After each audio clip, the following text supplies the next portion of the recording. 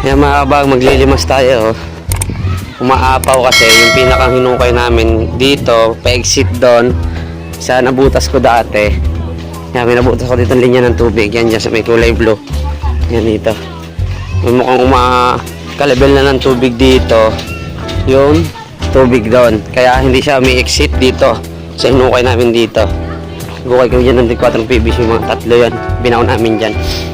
Ngayon, mayroon akong ginawa dyan na takip para sa pag-exit doon. Tatanggalin natin, try natin kung i-exit na ang tubig doon, mga kabag. Yan, shish. Ayan mga kabag, kakamay natin yung lock dito. Yan, kakamay natin kasi mahigpit yon. Yan, shish. Yan, kamayin muna natin, tanggalin natin. Sana maging goods at mag-exit yung tubig kahit pa paano. Kasi umaapaw na dito. Yung umaapaw na dito sa labas dito. Saka dito sa papunta dito sa kapitbahay, nakakahiya yan. Kaya ano muna natin, tanggalin muna natin yung cap. Nakakanapit natin, pakita ko sa inyo yung pagtanggal din. Tingnan natin kung mag-exit niya. Tanggalin natin.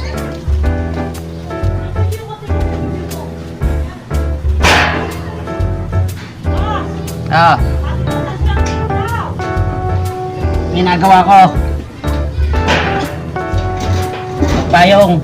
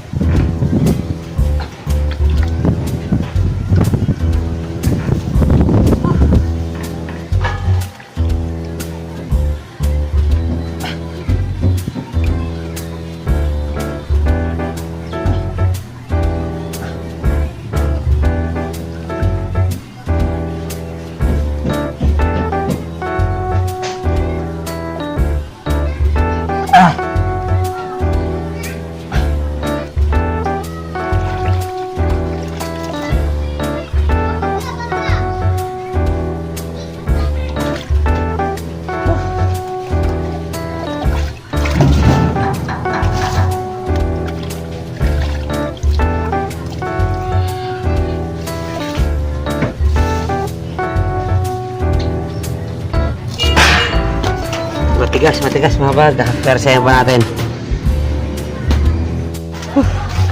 Yan mga kabag, oh. Ginawa natin ng paraan. Yan. Ginawa natin ito PVC. Pinatama natin dito sa may mga guhit na to. Tapos pinukpo ko nitong bakal. Itong PVC na hawak ko. Para gumalaw. Yung hirap nga persahin. Mahigpit na. Ngayon mahigpit na siya. Maluwag na siya. Ano. Tingnan natin. Yan, inigaw ko pa yan. Yan yung tubo. Ito. Yan yung PVC na nanggagaling sa loob palabas. Dito, galing doon sa likod namin. Then, itong PVC na to, ito yung equator na itinanim namin papunta naman doon sa sinasabi ko. Doon sa may bukana na sa may takip na kulay blue. Pag ito tumaas ang tubig, ibig sabihin puno doon sa bukana. Doon, puno doon at papasok dito. Kaya iniiwasan ko, nag-overflow doon sa loob namin. Gawa na umaapaw papunta doon sa buksan natin.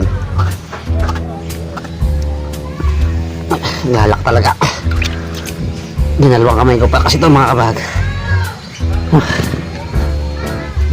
Yan, pakita ko na lang sa inyo kapag ano na siya. Yan, matanggal ko na. Yan. Natayo, dinalawang kamay ko kasi.